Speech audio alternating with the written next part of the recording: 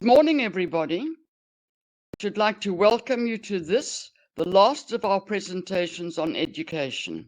It is my great pleasure to introduce to you Dr. Jacqueline Yeats. Jackie is going to be addressing with us today the issue of education as it affects tertiary education. Jackie is Associate Professor in Commercial Law at UCT and obtained her first degrees at Stellenbosch University and a PhD at UCT. She was an attorney of the High Court of South Africa before joining UCT, which she did in 2005, and she teaches company law at postgraduate level there. Prior to joining UCT, she practiced as a commercial attorney at Jan S. de Villiers, now Werkman's attorney, and later as a senior associate in the corporate commercial department of ENS. Her areas of interest, research and publication include securities, mergers and acquisitions, the Companies Act of 2008 and corporate governance. Her PhD, which she obtained in 2016, focused on the potential effectiveness of the appraisal remedy in the South African context. She has published widely in academic journals and books, so she knows her subject. And we're very proud of the fact that she won the UCT Distinguished Teacher Award in 2018. So she knows about teaching. Thank you, Jackie. Look forward to hearing what you've got to tell us. Thank you very much, Ms. Snyman. As Ms. Snyman mentioned initially, I'm an ex-Renisher, so I find it nearly impossible to refer, I find it impossible to refer to Letitia Snyman as anything except Ms. Snyman. She'll be Ms. Snyman to me forever. So thank you very much, everybody, and thanks for that kind introduction, Ms. Snyman. I'm very honored to have been asked to come and talk to you this morning about this extremely important topic. But before I do, and in keeping with my legal training, I have to begin with a number of disclaimers. So firstly, I'm not an economist. I'm not an education policy expert. Unfortunately, I actually know very little about those particular areas. My field of teaching and research interest is company law and corporate governance. However, as a university academic, a parent of 3 school-going learners and a first-year university student, a concerned South African tax-paying citizen and a passionate educator, I'm obviously very invested in the future and sustainability of tertiary education in South Africa. Secondly, in this talk, I'll be presenting my own personal views and observations from the teaching front lines, as it were. This does not in any way represent the official views of UCT, and nothing I say should be attributed to the institution. If you want a more official statement on these issues, you may wish to invite our Vice Chancellor or another member of the University Senate or Council to address you. This is a personal reflection by a university academic of my own experiences and observations. Thirdly, and finally, this is what my teenagers would call a spoiler alert. I do not have all the answers. I wish I did. The economics and politics of tertiary education is an incredibly complex area with many moving parts and various stakeholders who often have conflicting interests and opposing points of view. So against that background, let me begin. Although the title of this talk is an attempt at injecting a bit of humor, the past number of years have really been an incredibly tough ones for public higher education institutions in South Africa. Because UCT is my home institution and my personal experience as an academic is based there, I'm going to be speaking principally from that perspective. However, most of what I say and the various challenges I refer to have been reflected and echoed in universities all across our country. I also have some more peripheral experience of what's happening at other universities due to ongoing interaction with my academic colleagues. I act as an external examiner for the equivalent of my course at 4 other public universities. And of course, I maintain collegial relationships with a number of academics in my field. We discuss these issues of common interest at meetings, conferences, and also more informally. In 2018 and 2019, I was also fortunate enough to be selected to represent UCT in a national teaching program for university academics, which was funded and spearheaded by HELTASA, which is the Higher Education Learning and Teaching Association of South Africa. held TAS as a professional association for educators and for other significant role players in the tertiary sector. As part of this 18-month fellowship, I engaged in an intensive study and research of teaching and learning related issues and other institutional challenges with a core group of academics from every university in the country, representatives from the Department of Higher Education and Training, and various education experts. As a result of what I learned and discovered in that process, I'm very much aware that the challenges I will identify and discuss are not particular to UCT only. South Africa has 26 public universities, which are distributed across 9 provinces. Each province has at least one university, with Mpumalanga and the Northern Cape provinces having acquired their own institutions during 2014 and 2015. The provinces which house the 3 main metropolitan centers, namely KZN, Gauteng, and the Western Cape, are home to the largest number of universities. South Africa's universities accommodate in excess of 1 million students, with plans by government to add 500,000 to that total by 2030. A tally of the most accurate figures shows that 25 of the 26 universities have a combined total exceeding 622,000, while UNISA, with 400,000 students, is the biggest tertiary institution in South Africa. The country's public universities are divided into the following categories. 9 universities of technology, which focus on vocationally oriented education. For example, locally, the Cape Peninsula University of Technology, the old Cape Tech. 6 comprehensive universities, which offer a combination of academic and vocational diplomas and degrees. For example, UNISA, University of Johannesburg, and Nelson Mandela University. And finally, 11 traditional universities offering theoretically oriented university degrees, such as, again locally, the University of Cape Town, the University of Stellenbosch, and the University of the Western Cape. The most current reliable statistics I could source indicate that higher education across South Africa is funded to the tune of 86 billion rand annually. Of this total, 46 billion rand comes from government grants. So that's state funding via grant from the Department of Higher Education and Training. And the remaining 42 billion is non-grant funding, which includes tuition fees, donations, interest, and dividends. The ratio in which universities receive funding from the government and other sources differs quite markedly. UCT received the lowest percentage of funding from government grants of all the universities in 2019 at 34%, followed by Wits, which got 36% of its funding from government, and Stellenbosch, 38%. The newer or younger universities are far more dependent on state funding. For example, the University of Mpumalanga and Sol Plaatje University, which were established in 2014, are still reliant on government for more than 80% of their funding. My experience and any knowledge I have of the higher education landscape is limited to the public traditional university institutions like UCT. The current context. I'm sure I do not need to remind anyone in this Zoom meeting that COVID-19 has dramatically impacted the way we congregate, communicate, socialize, and work. I have not set foot in my office on the UCT campus, nor physically interacted with any of my colleagues or students since the national lockdown in March 2020.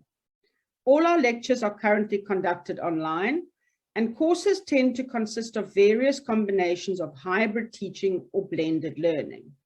So typically, there's some material that students will need to work through independently, some live online lectures where teaching and discussion takes place, and some smaller online breakaway groups or tutorial sessions in which students can then virtually interact with one another and a tutor. The vast majority of our assessments, such as tests and examinations, are taking place online as well. This means that over the past 16 months as academics, we've had to reimagine, revise, and reconstruct most of our course material and our assessment protocols. This all sounds rather high-tech and exciting, but the truth is it can also be very hard, unrewarding work and somewhat uninspiring. Both lecturers and students are suffering from online learning fatigue, And with the COVID landscape constantly changing, nobody can be absolutely certain of anything. Academic arrangements are made, announced, and sometimes need to be revised at a moment's notice. Deadlines must be flexible. Empathy for people's different personal circumstances is essential, and the levels of frustration experienced by both staff and students is often palpable, even through a computer screen. The unavoidable uncertainty in the academic environment also adversely impacts our students' ability to learn effectively. And a large number of students are experiencing mental health issues brought about by anxiety and depression. The higher education mental health epidemic is a globally recognized phenomenon and a matter of growing concern for all educators worldwide.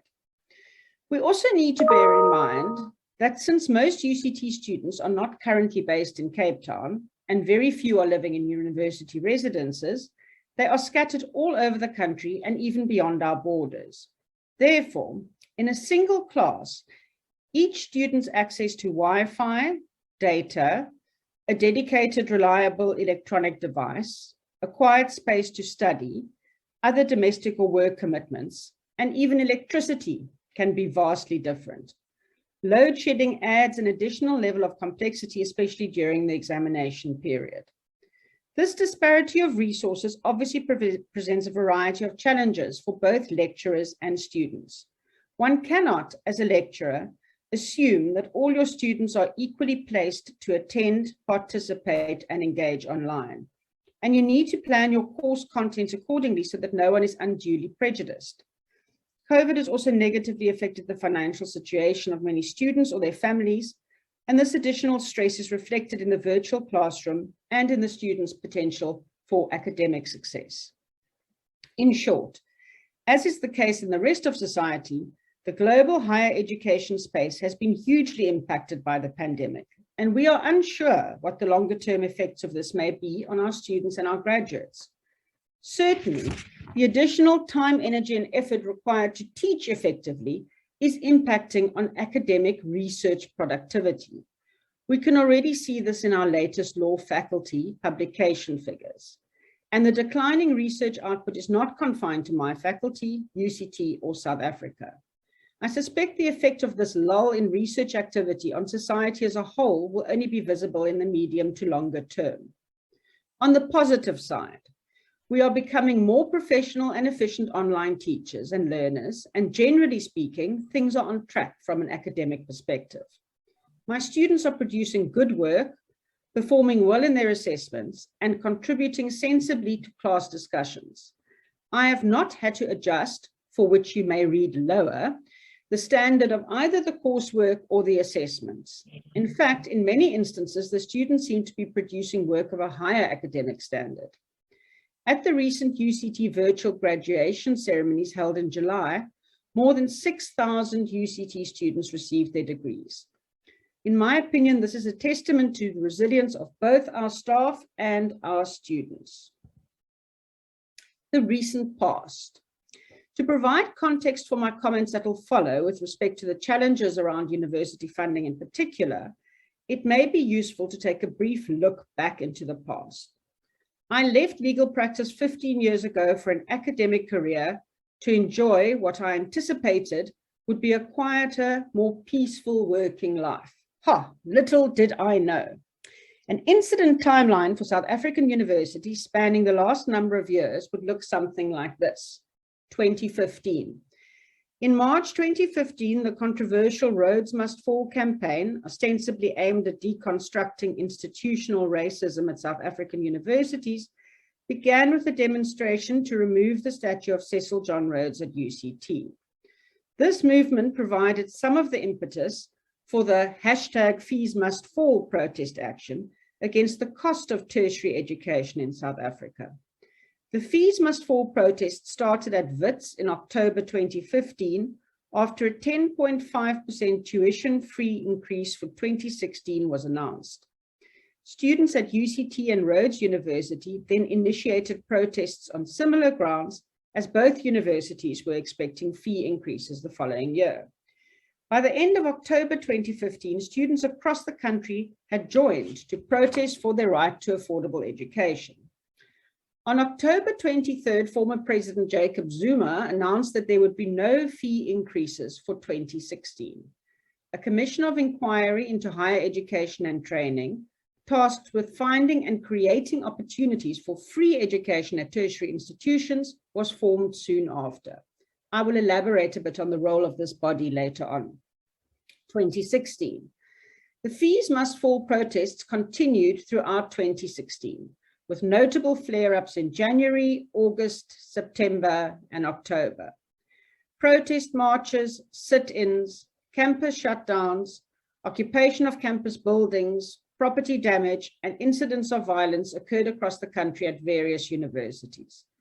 This severely disrupted the 2016 academic project at a national level. Many universities, including UCT, were shut down for days or even weeks at a time. It was a very difficult time for us all. 2017. In 2017, there was sporadic protest action at different times during the year, but as he ended his presidency, Jacob Zuma announced that from 2018 onwards, the government would provide free higher education to students from households with a combined annual income of up to 350,000 Rand. President Cyril Ramaphosa carried through this commitment the following year. 2018 and 2019. During 2018, there was more peace in the valley, metaphorically speaking, and institutional stability at a national level, but the reprieve was temporary. At the beginning of the 2019 academic year, students across the country, but mainly at Wits, UKZN, the Durban University of Technology, and the University of Johannesburg, held disruptive protest demonstrations calling for free accommodation for students affected by historical study debt. 2020. As we all know only too well, this was the year the pandemic struck. Most of 2020 was spent scrambling, trying to put the emergency remote teaching measures in place, learning how to use new software and systems, redrafting the timetable for the delayed academic year, and generally keeping the university ship afloat. 2021. March 2021 brought fees protests at Wits and UCT after students were denied registration due to historical debt. This is also known as financial exclusion. The protesters also called for government to increase its national funding under the National Students Financial Aid Scheme, which is commonly known as NSFAS.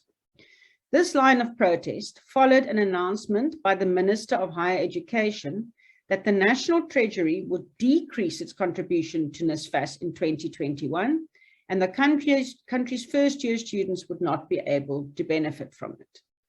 At the time, a UCT spokesperson stated that the university had about 1,655 students with cumulative historic debt amounting to about 88 million Rand and was awaiting NSFAS funding decisions for 2021 applicants. Cabinet announced shortly thereafter that it had approved additional NSFAS funding for students.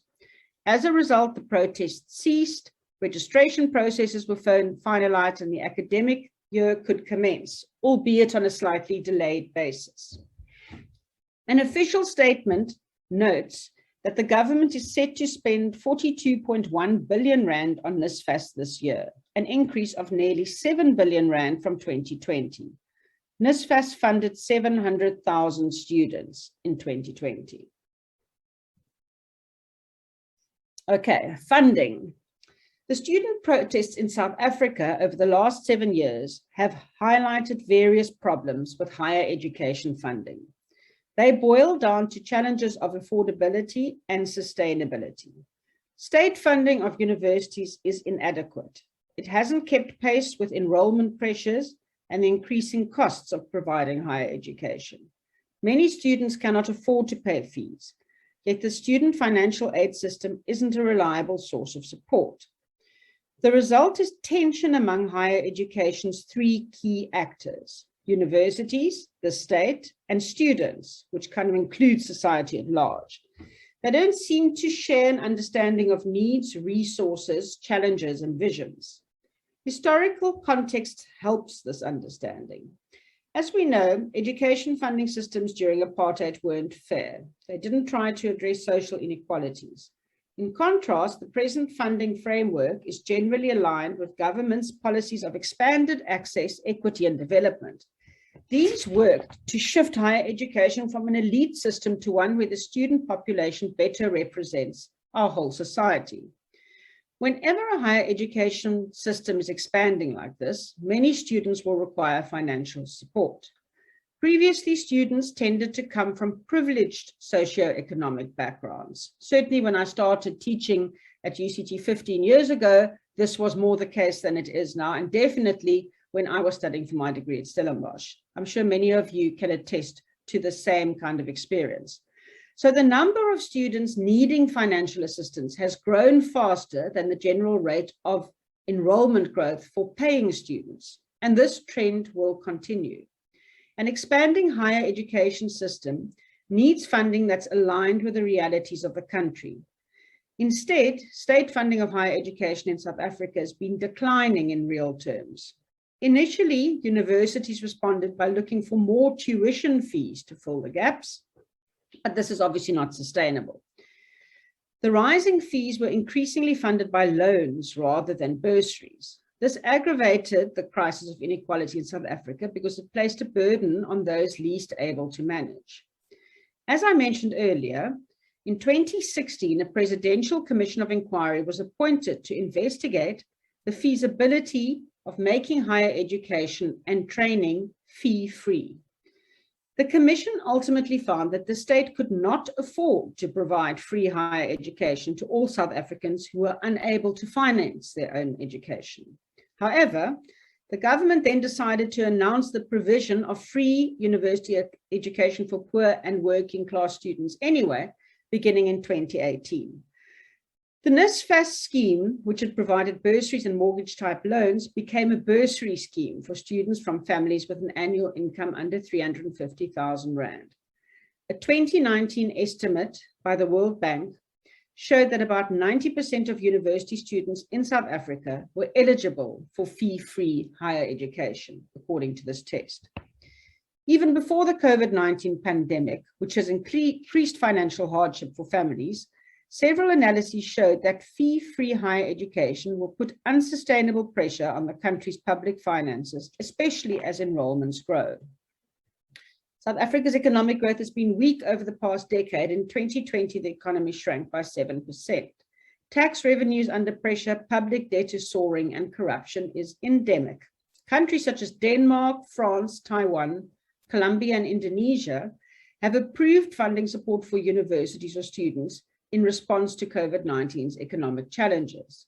Unlike these countries, South Africa's COVID reprioritization budget reduced planned expenditure for higher education, including the NSFAS scheme. This decision is difficult to comprehend given government's own projections of significant job losses, meaning more students will need support. Unsurprisingly, this year, NSFAS scheme applications exceeded 750,000, surpassing the 2020 numbers by more than 185,000 applications. The economic challenges facing the country, the high levels of inequality, and the high number of students from poor and working class families call for a funding model that doesn't create an affordability crisis for either students or the state. It must be possible to intervene in a way that acknowledges the policy goals of expanded access and equity, the country's perilous economic circumstances, and the diverse economic situations of students. The country needs a funding system that guarantees access, affordability, and sustainability. It must protect the poor through bursaries to foster inclusion and limit personal debt. This may be a good time to revisit the recommendations of the Presidential Commission of Inquiry on fee-free higher education and training. One recommendation was to introduce an income contingent loan system. This system aligns payments with student earnings.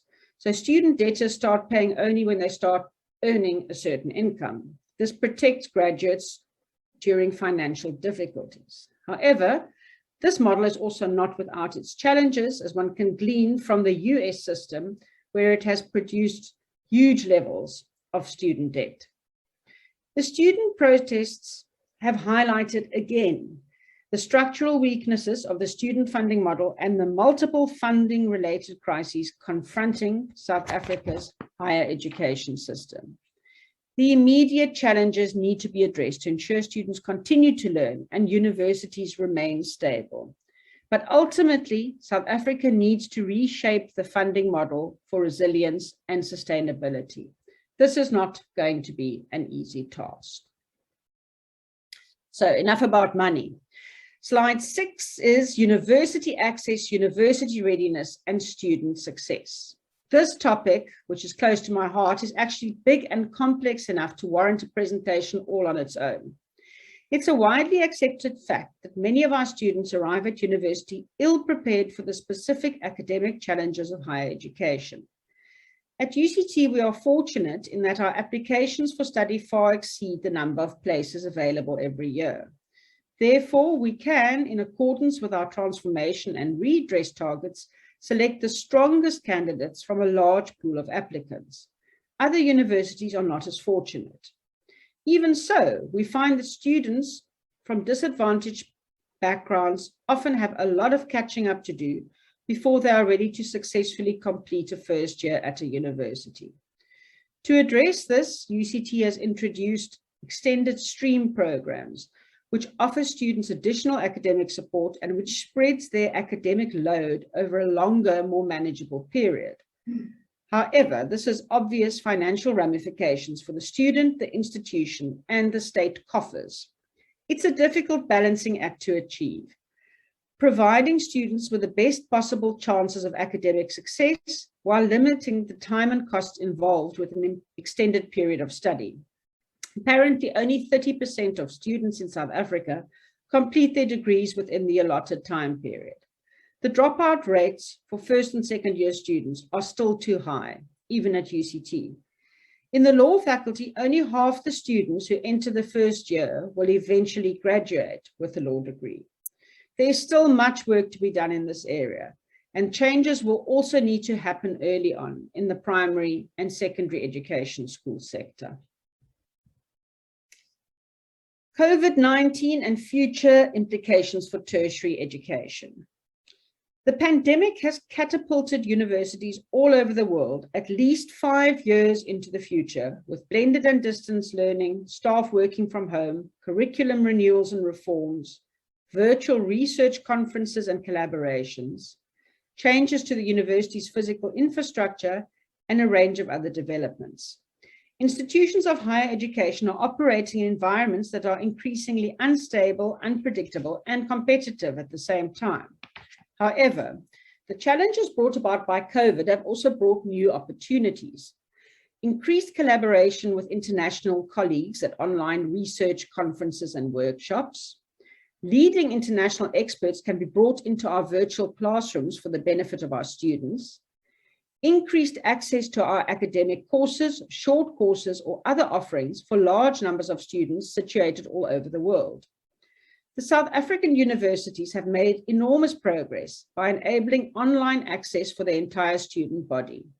Measures taken include the provision of loan laptops to all students, free data bundles, electronic textbooks and materials, intensive IT training and support facilities, and universities have even brokered agreements with national cell phone companies and data providers to make certain education websites data-free destinations. These have all contributed immensely to the enhancement of teaching and learning. My personal observations from the classroom are that sometimes online learning works well, but at other times and for other purposes, it does not. Class attendance online is better than it was in the physical classroom setting, but it's difficult to hold the students' attention for extended periods. Furthermore, it's hard to tell whether students are actually concentrating or not unless they switch on their cameras. And this is not possible in a class of 200 plus attendees.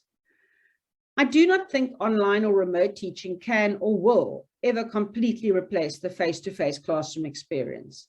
But there are certainly some useful facets and applications of the online environment that we would like to retain.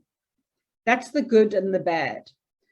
The ugly, as noted on my slide, is the assessment side of things. It's extremely difficult to monitor tests and exams written remotely. And I'm going to be honest with you here, we strongly suspect that some students may be collaborating, copying, and behaving dishonestly in this situation. Again, we are not alone.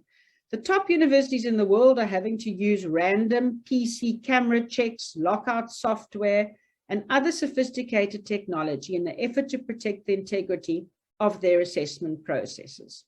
In my opinion, the sooner we can resume physical, invigilated, sit-down examinations, especially for undergraduate courses, the better. The UCT Fire. You will all have read and seen the news about the fire on Table Mountain in April this year, which ultimately spread to our upper campus. It caused great damage to several buildings, including Fuller and Smuts Hall residences, and it gutted the historic Jagger Reading Room in the library. The Jagger Reading Room housed the significant African Studies collection, and more than 73,000 valuable items from this collection were tragically lost in the fire. This was a devastating blow for the university, still reeling from the March NSFAS protests and further COVID restrictions. However, the support the university and its students received almost immediately from all quarters in South Africa and internationally was incredible.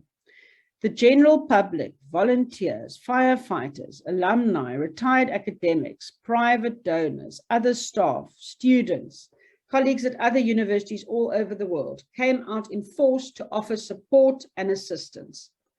It was a truly heartwarming, humbling experience.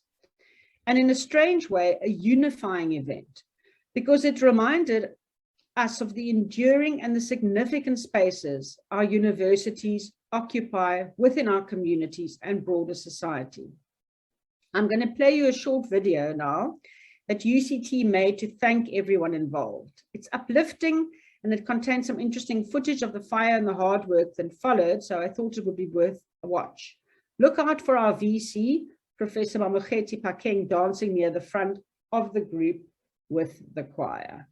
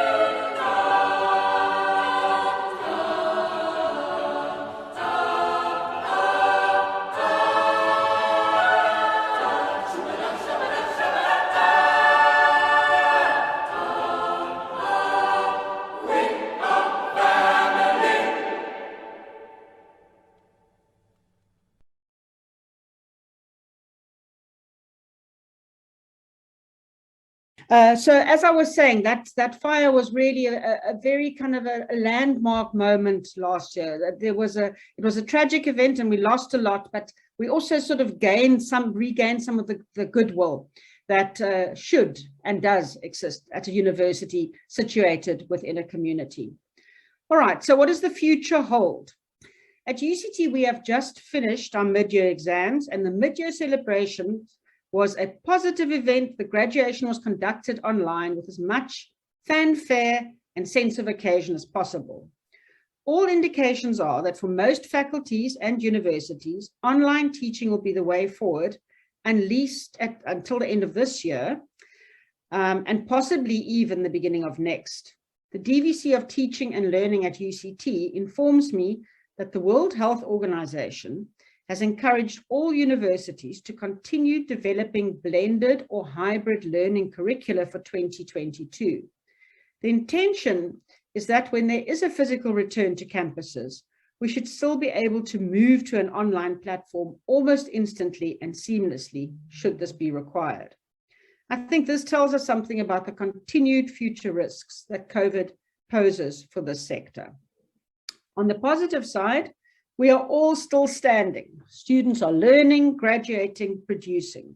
We are slowly mastering this new form of teaching and discovering unanticipated benefits and efficiencies in the process. IT education systems are rapidly evolving to become more innovative and user-friendly. In addition, many students are learning very effectively miles away from Cape Town, without the attendant living costs, travel expenses, and health risks involved in on-campus attendance. This has really opened a potential door for access to education to people who previously didn't have a financial or logistical hope of doing so. To some extent, it may also offer potential solutions to aspects of the tertiary funding challenges. We can enroll and teach many, many more students with less physical infrastructure and accommodation cost. However, if that is a route which South African universities elect to take, other changes will also be necessary. In the last decade, the size of our first-year law class at UCT has tripled, but the number of lecturers and administrative staff has remained the same. This is not sustainable if we want to continue our proud tradition as a research-led world-class university. It seems the university leadership is also thinking along the lines of innovation, growth, and sustainability. It's obvious that we need to start doing more than mere damage control if we want our universities to thrive and survive in the future. And we simply cannot afford any more protest disruptions to the academic program. The government must sort out and address the funding issues to ensure stability. Furthermore, as academics, we should be able to focus on our core business of teaching and research instead of constantly putting out fires. An interesting development at UCT has been the launch of what is known as Vision 2030, the developing framework for the future of the university and the goals we aspire to as an academic community. Vision 2030 is built on three inseparable values: excellence, transformation, and sustainability. Its four stated goals are holistic, innovative, future-oriented education. I don't think anyone's going to disagree with that. Research that solves Africa's problem and contributes to global knowledge. Thought leadership. And finally, an organizational ethos that supports new ways of thinking, being, and doing. If you're interested in reading more about this, you can access the dedicated website at vision2030.uct.ac.za. This vision project is a work in progress. The proposal has been approved by the University Council, but we're constantly engaging with the process at faculty level and more widely, providing our input and feedback as stakeholders and participants. In fact, I've got another one of these Vision 2030 meetings scheduled for this afternoon. I may have to do it here at Robin Lee's house if my internet doesn't come back up. There are significant challenges ahead, but I feel privileged to, in my small way, be part of the group of people at our South African universities who are striving for academic excellence, transformation, and sustainability. In the process, I am reminded of the words of Robert Browning. It was one of Ms. Snyman's favorite morning assembly quotes for us when she was our principal at Renish many years ago. Girls, she would say, remember, a man's reach should exceed his grasp, or what's a heaven for? Thank you very much. I'm happy. Thank you, Jackie. That was very, very interesting. Gosh, what a complex, difficult situation we have, and it's lovely to get the viewpoint from someone who's working from within it, because of course it's so easy to comment on what you see on the news and read in the paper. So thank you very, very much. I found it quite insightful. There is a question from Nina. How much are the practical courses such as sciences, how much are they being impacted by COVID? Can you answer that? I may be able to answer that to some extent. So what the university has done is it has prioritized fields or areas of study which need practical hands-on exposure and experience, and in the process has created or is maintaining what we call a low density campus. So where scientists, engineers, health sciences, those kind of students, and particularly first year students and students in their final years, where they have to be in a laboratory or doing kind of physical hands-on work, where they have to see and experience work with patients or case studies, those are being prioritized, and that is happening. I mean, they're doing the best they can. They obviously have to have smaller groups. They have to stagger interventions and interactions, but they are not being treated on the same way as something like law, where it really doesn't matter whether you're looking at a screen in the short term or sitting in a classroom. So I think they're doing their best. That's the short answer. They're doing their best, and they are making accommodations for the sciences, particularly health sciences, I know has got a special arrangement in place. I wanted to ask you, Jackie, how efficient is the student assistance scheme? And does it actually give out money? Do the students receive the money and the correct amounts, not millions and millions? Robin, I think that the administration of NSFAS has been particularly problematic this year with a lot of uncertainty. On the whole, though, and in the past, we have student funding officers, dedicated ones at the university, who deal directly with the state, with the Department of Higher Education and Training on these issues. So generally speaking, the system works fine. Students, their fees are paid not in money, but paid directly to the university. And for other funds, such as accommodation, that would normally also go to the university, or you would have to be housed in NSFAS approved housing. So there'll be, kind of a bilateral arrangement there. And then for food, students are given food vouchers. So you don't actually get the physical cash, and there are certain places where those food vouchers can be used on campus and off campus, outlets that will accept those, and of course the residences. So I think from a practical perspective, I think it works. I just don't think there's enough of it. There's either too little funding available or too many students. We need to, I hate to say this as an educator, I would hate to decrease access to universities, but that means we're going to have to find more money. Even those students who are on the NSFAS scheme, they struggle to come out on those food vouchers. I've heard of people selling their food vouchers so that they can send money home to their families. That's tragic, but it impacts the way that these systems are supposed to work and are designed to work.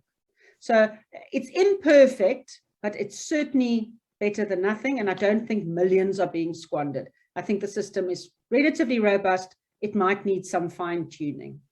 I hope that answers your question. Good to know. John?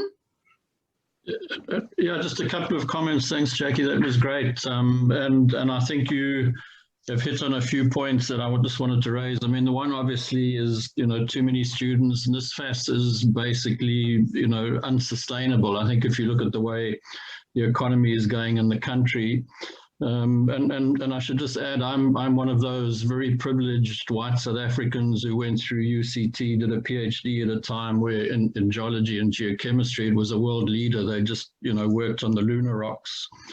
And if you look at the situation, I mean, is there a debate and people, and I fully agree, everyone has a right to university education or education, but surely, and I'm sure it's going on, there has to be a realization that we have too many universities, and secondly, this country desperately needs artisans, and we've had, I think, some of the discussion in previous talks.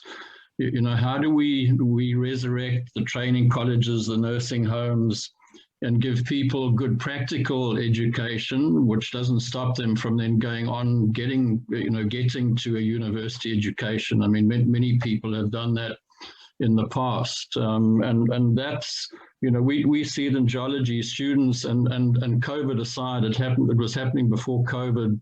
You know, geology students who need to do field work simply cannot get out in the field because there is no money for traveling, and the lack of equipment in geology departments, which is expensive, is really hurting the quality of those graduates. So you know, my basic question is how do we also take the discussion back to underlying training for artisans, for teachers, colleges, homes, and those practical things.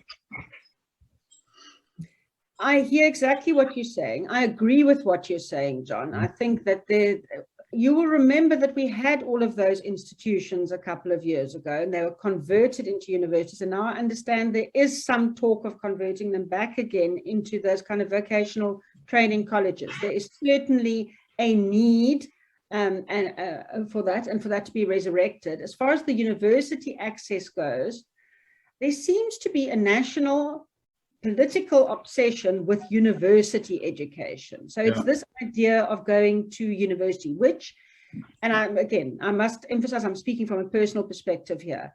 There are many students who are at university because they thought that is the place they need to be. That's where and maybe there's a lack of other options for tertiary education, viable options.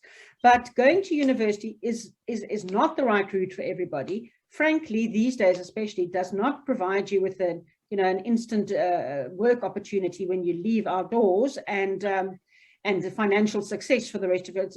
It's tough out there once you graduate. So I think we need a lot more emphasis on tertiary education, which is not theoretical, high-level, profession-driven, even university education, but there needs to be a mental shift. We have a first generation of university-going students whose families put a lot of pressure on them to go to university in this idea that this is somehow some magic golden ticket to something. I mean, I've got students who will graduate with an LLB, and they say the day they graduate, they start getting communications from extended family to say, right, now you can start sending the money. I mean, they haven't even got articles yet. They're not candidate attorneys. So there needs to be a national level of information and education about what going to university means, and what it can, what the other options are. I agree with you 100%. I don't want to keep anybody don't want to be part of an elite institution that limits access. If you're deserving and you want to go, you should be able to go. But not everybody needs to go to university. Yeah. No, it's interesting. Australia did the same thing, and I think regrets it, and are now turning it back. And it's very fascinating to look at the whole development of China and their huge emphasis on practical training, artisan training, and that's part of the reason where they are today.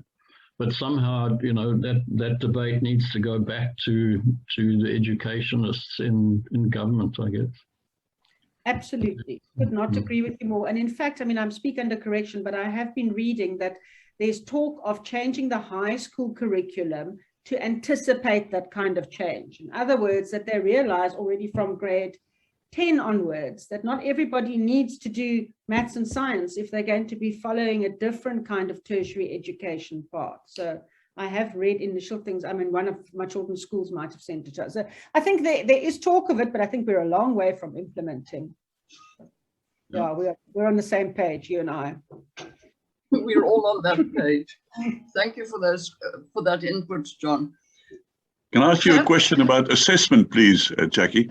In my third year, but particularly in the fourth year engineering, there were many subjects were written with so-called open book exams.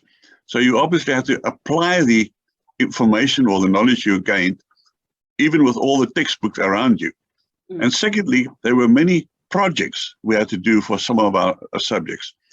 So, and we had teams that worked on the project, but you were then finally assessed individually. And you could do that, remotely, to see how much you've learned from the project. Are you doing something similar? Yes. So I don't know what's happening in engineering. I do know that for engineering and some other professional faculties, there is a directive from the profession, so from the engineering council, whoever makes those rules, that they need to have sit-down invigilated exams. So they've had to, in some instances, I know engineering is one, make that a possibility. In law, for example, we have used open book type of testing over the last number of years, pre-COVID, because of this focus shift from regurgitating information to critical thinking, applying critical thinking skills. So I think for our faculty, it was probably easier to do open book online examinations. I know faculties that have particularly been struggling are faculties like commerce. So for a maths exam, it's incredibly difficult, not because the student may have access to books, but what the students are doing is they're colluding. All right, so they get into groups, they sit in rooms, and they all do a different set of the questions, and then you compare answers, and there's not a lot you can do about that, frankly, at this stage. I mean, so for law students, you'd be shocked to hear, and I'm sure my students didn't do this, but we tried to set at some point really challenging multiple choice type things. So you'd have a factual basis and then very complex, nuanced answers. You'd have to know a lot of law to get to the right answer. So almost immediately there was collusion. We then set up a program which we had a huge database of questions and a random question generator. So each student would get in a different order, a different selection of questions, so that you couldn't sit in a room and do that. But they very quickly set up WhatsApp groups and whatnot and figured out as well, did you get question 8? Did you get question 10? So it's really a little bit, I don't know, I sometimes feel like SARS or something, where people are finding loopholes and you playing catch up. At the moment, I'm only teaching LLM students, so it's much easier because I set them either task-driven, standalone type of tests and exams, or critical thinking essays. They can't cheat because all the essays look different and they have to apply their minds. We also make good use of something called Turnitin. The schools are doing this now as well. So it's actually plagiarism detection software. So they have to submit their written assignments through Turnitin, which then gives you a breakdown of anywhere. If that information appears anywhere on the internet, Turnitin will tell you. So it gives you the plagiarism kind of similarity index, how much of their stuff comes from somewhere else. But what's really useful is it also measures our students against one another. So in my LLM class, or if they copied a task from a previous year or another student in the class, Turnitin would tell me immediately. So I think we're doing what we can with the tech. That spy software I told you about, it's your camera, which then randomly flicks to people who are writing an exam, ostensibly, and films them so that they can see what's, that person's not talking to somebody else or sitting with a book. But that didn't work because people somehow made screenshots of themselves working and then put it on a film loop. So that it looked like they were sitting there writing. They might have been chatting to their friend in the room next door. Yeah, we are playing constant catch up. And I mean, that's more an indictment, I think, of the general morals and ethics of society than it is of the university assessment system. Amazing that on top of everything else you've got to cope with the complications brought by COVID, it's made cheating easier. That's created another hurdle. Quite amazing. Thank you, Jackie, very, very much. I found it fascinating, and it's lovely to hear what you're doing and to see how your world has changed from being in your little blue uniform.